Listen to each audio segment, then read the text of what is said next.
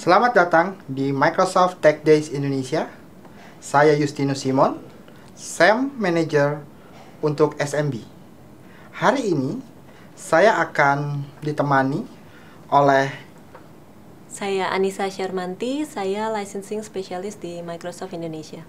kita akan membawakan pengenalan terhadap skema license software Microsoft Indonesia. Oke, kita akan mulai aja. Jadi hari ini saya akan membawakan mengenai seperti apa itu skema lisensi di Microsoft Indonesia. Kalau kita lihat di sini, apa sih sebenarnya license itu? Apa sih yang dijual oleh Microsoft?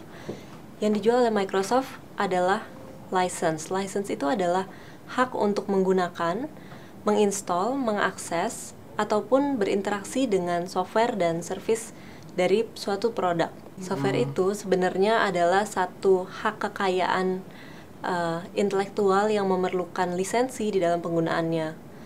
Nah, software license adalah hak secara legal untuk memakai quote unquote nih ya, memakai suatu software. Nah, kita lihat nih sama-sama definisi memakai itu sebenarnya apa sih? Tadi yang seperti saya kasih tahu sebelumnya, definisi memakai itu sebenarnya untuk menggunakan, menginstall, mengakses, dan juga berinteraksi dengan software tersebut. Nah, tipe lisensi ini ada dua. Yang pertama adalah program license, yang kedua adalah product license. Bedanya apa? Bedanya kalau di program license itu adalah tipe-tipe atau cara untuk membeli suatu license. Sedangkan product license adalah peraturan atau hak yang terikat di dalam setiap produk Microsoft. Menarik sekali ya Mbak ya, ada program license, ada produk license. Iya. Mungkin bisa kita masuk lebih detail lagi mengenai program license-nya itu sendiri? Ya, pas banget emang hari ini kita akan ngebahas mengenai program license. Nah, secara besarnya itu dibagi menjadi 3. Okay. Yang pertama adalah full package product. Mungkin kita bisa lihat juga sama-sama di sini. Biasanya ini disingkat sebagai FPP. Kemudian yang kedua adalah OEM atau Original Equipment Manufacturer. Sedangkan yang terakhir adalah volume license, kadang juga disebut sebagai VL. Nah, kita akan lihat dulu satu-satu seperti apa sih bedanya masing-masing. Kalau di FPP ini pembelian biasanya dibeli sama melalui reseller, jadi kita tidak menjual langsung kepada end user. Dibeli melalui reseller dengan minimum pembelian adalah 1. Jadi kalau kita lihat contohnya di sini, untuk FPP ini bentuknya di dalam box.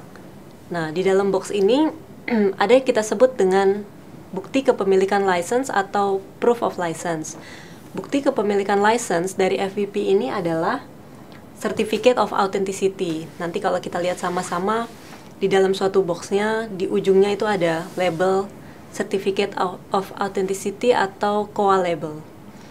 Nah, sedangkan kalau yang kedua nih, yang tipe OEM, Proof of License atau bukti kepemilikan license-nya sama-sama COA juga, label COA, tapi dia harus ditempel di PC atau di laptopnya. Jadi biasanya kalau kita lihat sama-sama di laptop kita itu adanya di bawah, atau kalau di PC itu biasanya adanya di CPU-nya. Seperti itu. Nah, khusus untuk OEM, pembelian lisensinya harus berbarengan. Okay. Bersamaan dengan PC baru atau bersamaan dengan laptop baru. Jadi tipe lisensi OEM nih, license itu dia menyatu dengan hardware-nya. Artinya nggak boleh dipindahkan, ya? Betul, nggak boleh dipisahkan, nggak boleh dipindahkan ke hardware yang lain. Nah, baru kita akan masuk yang kita sebut tipe lisensi yang cukup fleksibel. Nanti kita akan lihat juga seperti apa dia flexibility-nya. Itu adanya di volume license. Nah, volume license ini ada lagi pembagian-pembagiannya. Oke, jadi kalau boleh saya simpulkan, full package product atau FPP, license-nya itu mengikat pada box-nya ya Mbak. Betul, ya? Betul, jadi box-nya yang harus disimpan ya oleh si pembeli. Jadi kalau beli box-nya FPP, harap disimpan baik-baik box-nya. Kalau untuk OEM, itu bentuknya COA label, terus COA-nya harus tertempel. Kalau untuk notebook di belakang, kalau untuk PC ada di samping kiri ya Mbak ya? Iya, benar. Betul sekali. Baik kalau begitu. Dan untuk OEM itu harus pre-installed ya Mbak ya? Jadi benar-benar harus sampai ke tangan user itu sudah siap menggunakan ya Mbak ya? Iya, jadi pada saat kita misalnya sebagai end user membeli PC atau notebook baru dengan OEM harus dipastikan ini sudah pre-install di dalamnya, jadi tidak dibeli dengan cara terpisah gitu ya. Oke, baik. Boleh lanjut, Mbak. Saya tertarik dengan volume license nih karena tipenya ini ada variasi agreement-nya nih, Mbak. Tertarik sekali nih. Ini untuk apa nih? Corporate besar, ada yang bisa menengah kecil. Iya. Mungkin bisa di-share. Kalau tadi di nomor 1 dan 2 kita lihat di sini di tipe nomor 1 dan 2 itu pembelian minimal bisa dibeli dengan 1 license. Oke. Tapi nanti kita akan masuk yang volume license. Seperti apa dia pembeliannya kita akan lihat. Tadi kan kita di depan sempat cerita mengenai product license dan program license. Betul. Ya. Sebenarnya kaitannya apa sih antara product license dengan program license? Mungkin sebagai contoh nih kayak begini nih. Di sini kita bisa lihat tipe-tipe produknya. Kemudian di atas kita bisa lihat tipe lisensinya. Jadi ini adalah produknya, di atas adalah program lisensinya. Oh, oke. Oke.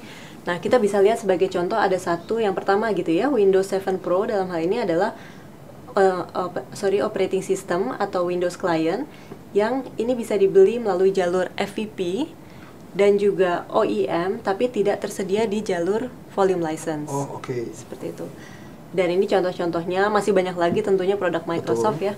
Tidak hanya segini tapi masih banyak lagi. Di sini kita bisa lihat di mana seperti Windows 7 Upgrade operating system juga untuk klien tidak ditawarkan di FPP dan OEM tapi adanya hanya di volume license. Oke, jadi kalau lihat dari tabel ini berarti khusus untuk operating system Windows 7 Pro itu hanya bisa didapatkan dari jalur FPP dan jalur OEM. Benar betul ya, Mbak ya? Iya, betul.